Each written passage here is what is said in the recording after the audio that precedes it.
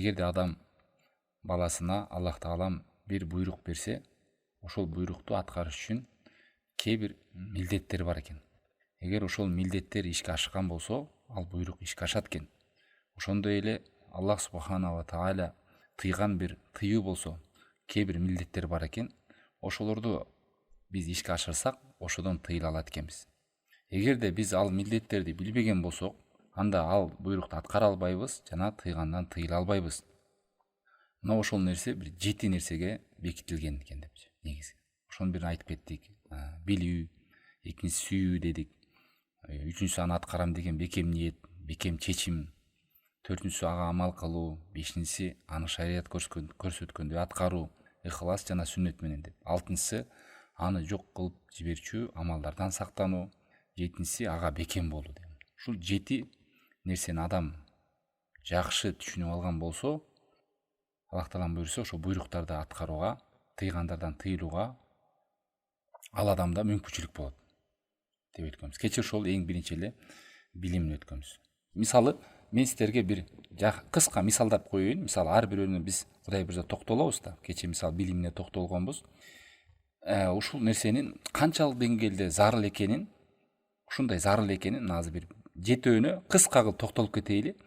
Анан сиздерге мындай сөөгү көрүм калат да. Себеби деген кээ бир адамдарга бүдөмүк болуп түшүнбөшү мүмкүн.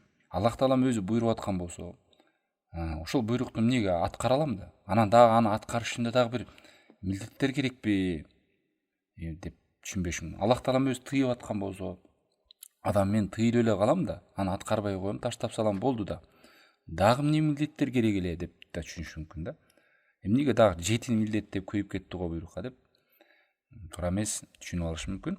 Ошон үчүн биз мына аз кыска эле ар бирөөнө токтолуп кетели, ачык айкындалып калат.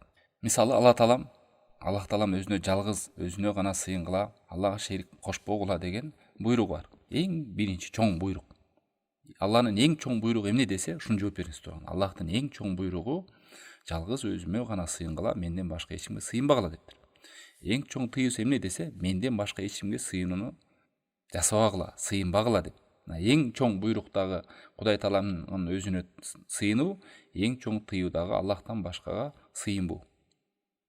Эми карап көрүңүз, биринчи билимди өтүкпү? Эгерде сиз билбесеңиз, анда сиз биринчи эле милдеттен кулап калып атасыз да. Себеби мына байкасаңыздар, канча адамдар Аллахтын өзүнө сыйыныш керек деп коет. Аллахтан башкага сыйынган ширк болот деп коет, бирок канча тыйылган, ширк кылган нерселер жасап жүрөт.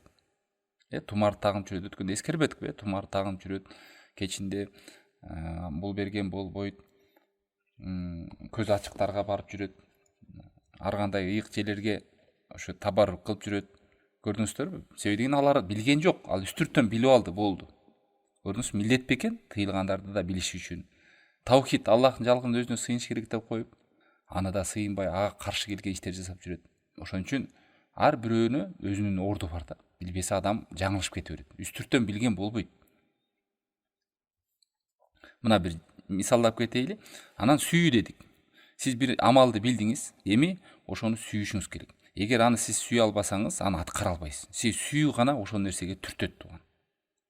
Эгер сиз аны жаман көрө турган болсоңуз, анда Алла Таалам айткандай, алар Аллах жүргөн өкүмдөрдү жаман көрдү, анан амалдары жок болуп кетти дейт. Кээде бир нерсени билишиңиз мүмкүн, ошону жакшы көрө албасаңыз, сиз аны аткара албайсыз. Бир Аллах Таалам тыйган нерсени билдиңиз, ал арам экен.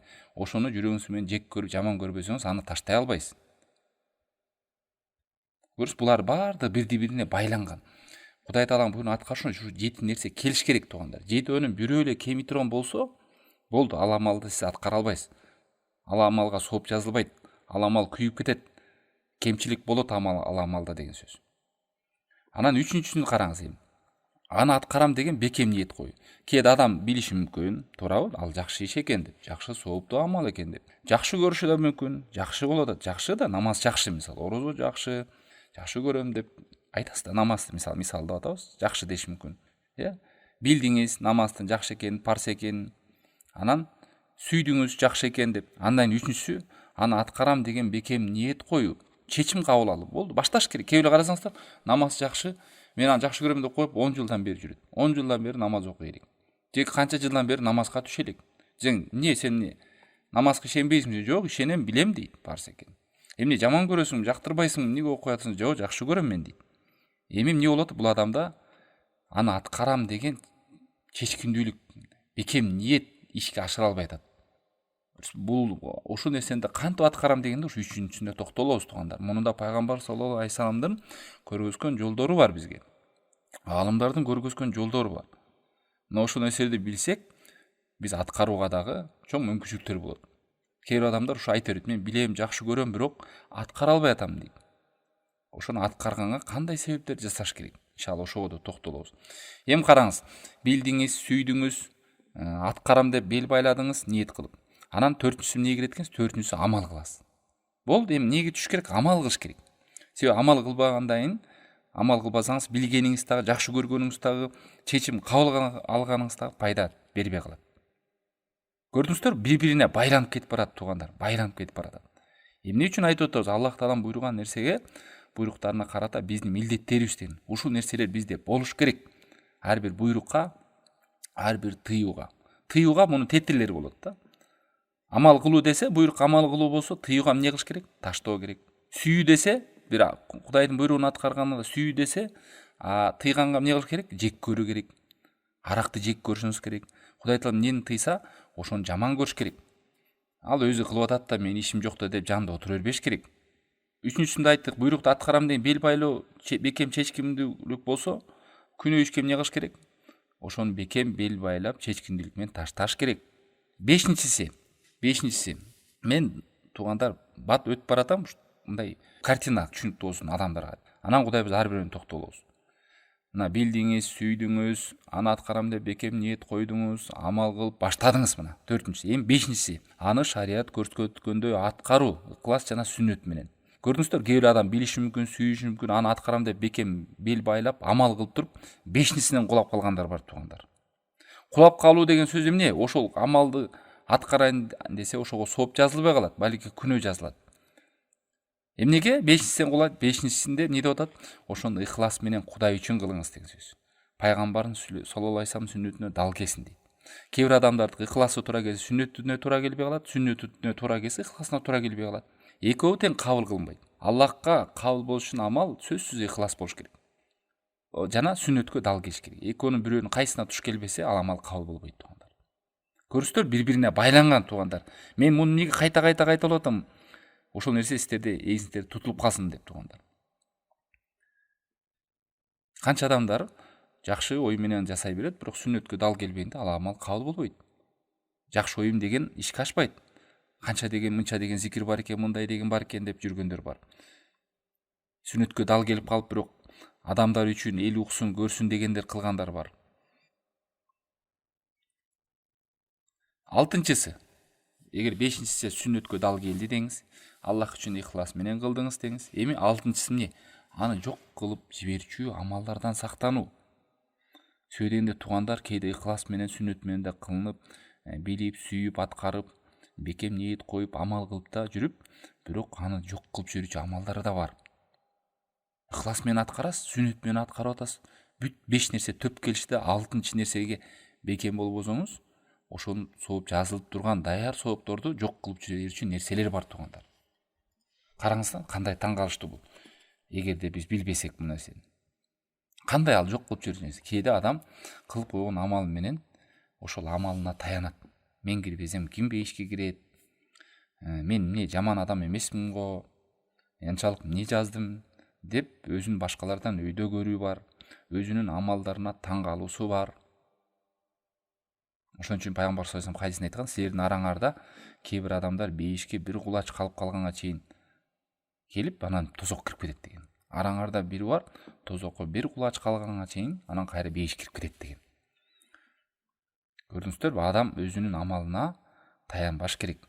Өзүнүн башкалардан өйдө көрбөш керек. Өзүнүн амалына суктанып, мен күнөөкөр эмесмин, мен тазамын, жакшы жолдо жүрөм деп кое эле, ошого ишенип таянып отуруп албаш керек. Буга да токтолобуз да.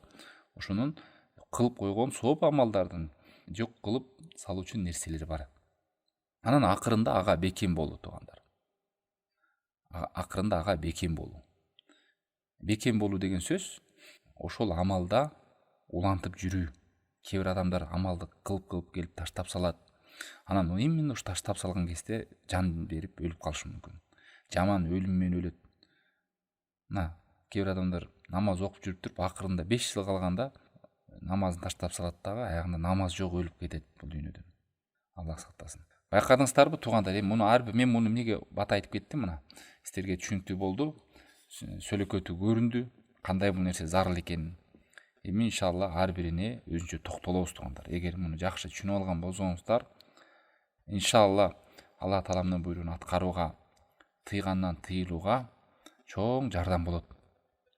Ушул нерселерден адамдар билбеген үчүн жанагындай көптөр келип адамдар жазып сурап атпайбы? Муну билбей калып атам, аткара албай атам, мойнум тартпай атат, желкем тартпай атат, амал кыла албай атам. Ушунун баардыгында ушу араб тилинде халал деп коет. Кемчилик бар. Аллах пендеге бир буйрук берсе, 7 нерсе ага милдет болот деген, ошо 7 нерсенин кайсы бирлеринде кемчилик бар. Ошол нерсе ишке ашпагандыктан ошол буйрукту ашкара албай атат. Ошол нерселер ишке ашпагандыктан Алла Тааламдын тыйган нерсесинен тыйылбай атат туугандар. Кече ошол биринчи илимге токтоп кеткенбиз туугандар. Биринчисинде илим деп айттык. Алла Таалам да Куранда эң биринчи эле билгин деп айткан. Аллахтан башка сыйынууга татыктуу эч ким жок деп. Билимди биринчи койду. Аллахты тааныш үчүн да биринчи билиш керек. Айттык, эгер Аллахтын буйруктарын билбесең, кантип сен аткарасың? Кантип аткарасың? Ошон үчүн билимди көздүн карегиндей кылып алдыга коюу. Мына канча адамдар деген Аллах жалгыз деп коет, таухид деп коет, бирок билбейт. Ошол таухидти буза турган нерселер, ишенимин буза турган нерселер билбейт. Себеби үйрөнгөн жок. Ошон үчүн адам билимди үйдө коюш керек. Намаз деп коет. Канча адамдар намаз жакшы деп коет, бирок намаздын ичиндеги шарттарын, рүкүндөрүн, намазды бузуучу нерселер, намазды толуктогон нерселер, пайгамбар саллаллаху алейхи вассалам айткан, мени кандай намаз окуганымды көргөн болсоңор, ошондой кылып окугула деген. Ошо намазды деле, намаз деген деп коюш эле, бул жетишсиз, ошону билиш керек. Ошол кече ошол илимге токтом. Эмнеге туугандар? Себеби деген адам билбегенден ал амалды туура эмес аткарып жүрүрсө, ал амал кабыл болбойт. Билбегенин артынан сүннөткө дал келбесе, ал амал кайтарылат. Ким бир амал кылып, ал амал биздин сүннөтүбүзгө дал келбесе, ал кайтарылат дейт. Мен жакшы ойдо кылып атам, ниетим түз деген нерсе ал актабайт. Ошон үчүн пайгамбар саллаллаху алейхи вассалам күндө эртең "О, Аллахым мага пайдалуу илим бер" деп күндө намаздан кийин айткан дейт. Кандай коркунучтуу. Кээ бир адамдардын дейт, хадисте келет, 60 жыл намаз окуп, намазы кабыл болбойт дейт. Ошо намаз деген бар деп коюп эле окуп жүргөн, бирок намазды бузуучу нерселерден кабарсыз, рүкүндөрүн, шарттарын. Канча мешіттен көрүп калабыз, эркектердин артынан футболкасы өйдө көтөрүлүп калат, шымын эме болуп туруп, аврат ачылганда намаз бузулат да, мисалы. Канча ушундай нерселер бар, адам билбегенден. Ошон үчүн сөзсүз билим билиш керек туугандар. Канчалар Аллах жалгыз деп коюп, бирок ширк сөздөрдү сүйлөп жүрөт. Ширк амалдар жасап жүрөт. Ушунун баары надандыктан, караңгылыктан, сабатсыздан, үйрөнбөгөндүктөн, боштуктан адам илимге кош көңүл кылгандыктан. Ошон үчүн туугандар, билимди өйдө коюш керек. Ошо билим алуу менен, ушундай сабактарды угуу менен бейишке жол кыскарат. Ак менен кара, адал менен арам айырмалайсыз. Канча деген мусулмандар билбей, бул арам деп коет, бирок арамды жасай берет. Себеби билбейт ошонун арам экенин. Үстүрттөн билип алган. Кредит десем, бул эми деле сооданын бир бөлүгү да деп кредит алгандар бар.